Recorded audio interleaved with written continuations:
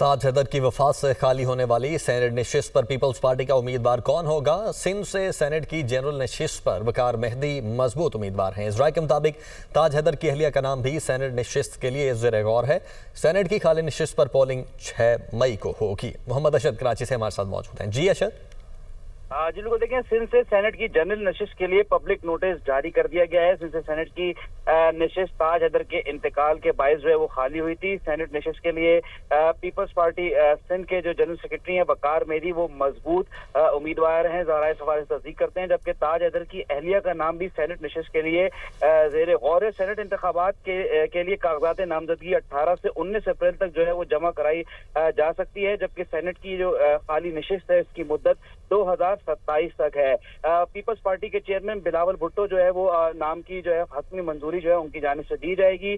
ताहम ज़राए सवाल से तस्दीक करते हैं कि वकार मेहदी सेनेट नशिस्त के लिए मजबूत उम्मीदवार हैं। जी ठीक, बिलावल भुट्टो हतमी मंजूरी देंगे। अशद, बहुत शुक्रिया आपका।